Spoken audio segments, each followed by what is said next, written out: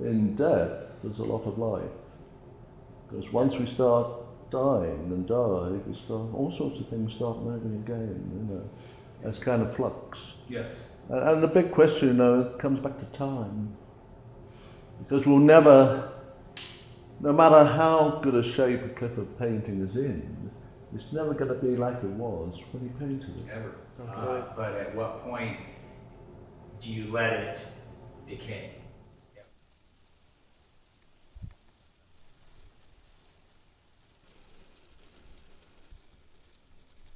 It's a totally different kind of study.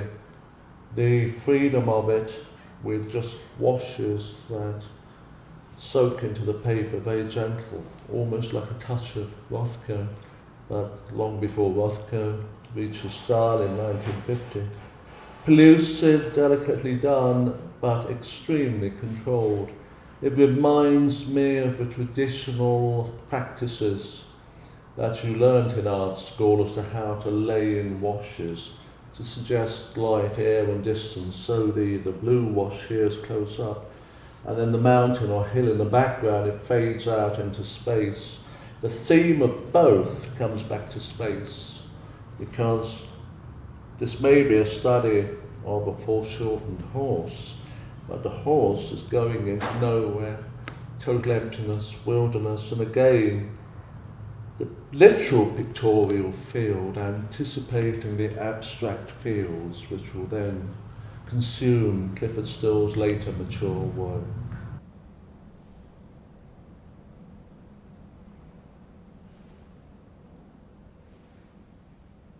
The way in which David easily can connect Still to philosophy, anthropology, the classics, music, and not just classical music, but in other art forms, absolutely is a kind of analog to what David's interests are as well. And you almost couldn't have picked an artist and an art historian better suited, one in Still's case to challenge David and not make it too easy, but also having the intellect that David has to try to unwrap and try to answer some of these very, very difficult questions, starting with why does Still make these paintings, what are they about, and what do they mean to us now in the 21st century?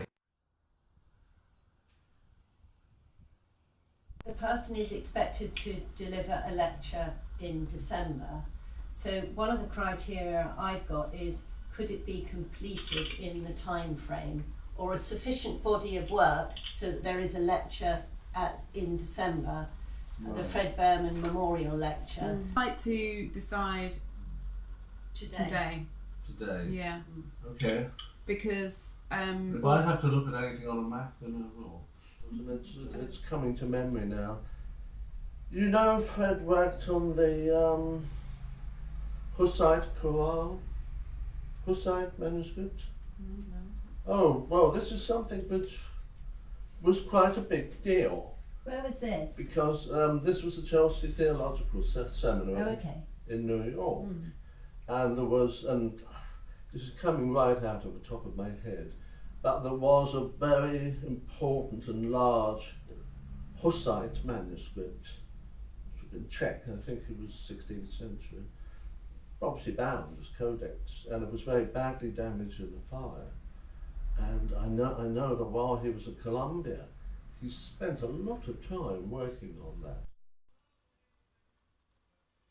2006, 11 years ago, there was an exhibition at the Musée d'Art Moderne that I shall never forget. It was the exhibition of Pierre Bonnard. There were some 80 paintings. And oddly enough, Bonnard died in 1947. And it was the following year, in 1948, that the Museum of Modern Art in New York mounted a great commemorative Bonnard show. And it's 99% certain that Mark Rothko saw that show.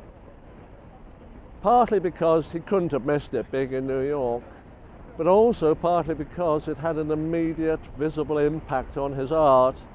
And 48, 47, these were the years when Rothko embarked on the transitional paintings between the so-called semi-surrealist works of the earlier 40s and then by 1950 Rothko's famous signature style. And in the multiforms, what happens is that the earlier remnants of figures get pulverized, dissolved, decomposed into light. Pierre primarily speaks French. I speak English. I can speak some French, but it comes back to something very fundamental about my life, is that being deaf makes foreign languages almost impossible. And it's tough enough for me to hear English, but to hear French or German is a kind of insuperable challenge. But I'm standing with, it's almost, it's like an honor, I'm standing with the son of Albert Schiver, the great publisher.